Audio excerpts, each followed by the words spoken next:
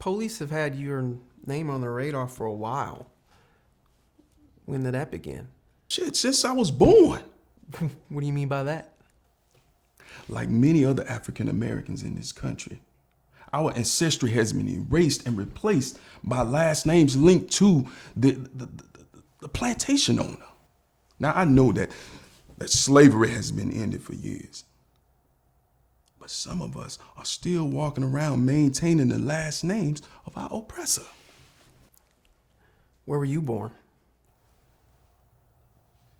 I was born in West Virginia in 1944. At that time, racial tension was at an all-time high. Right? Listen, black folks was getting attacked and lynched by the dozens.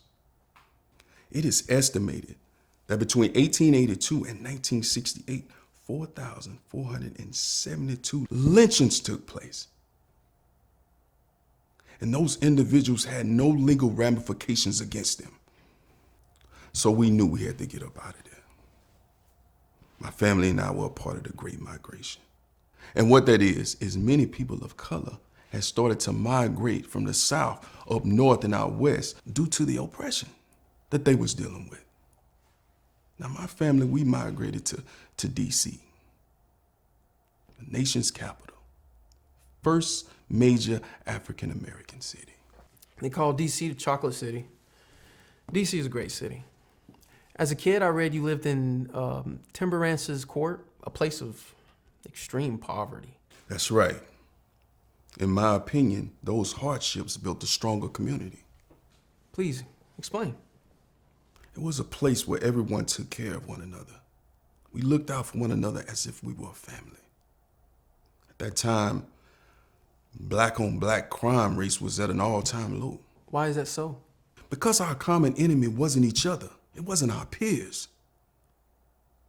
It was the oppression within the system. That's what it was. I want to know about your dad. My dad.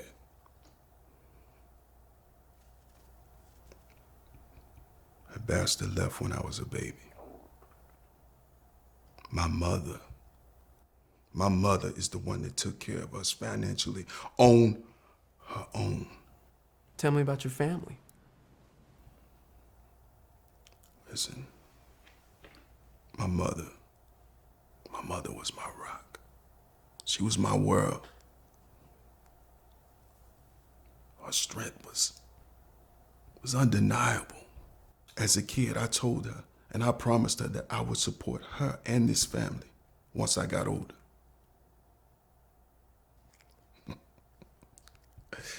It's funny, there were times when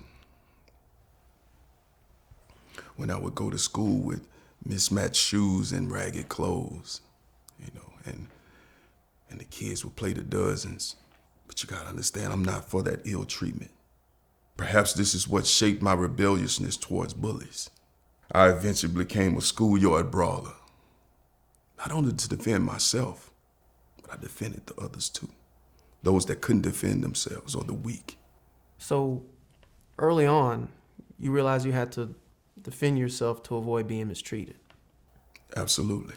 With all that going on in your life at that age, what did you do to clear your mind? Well, despite my conditions and financial hardships, I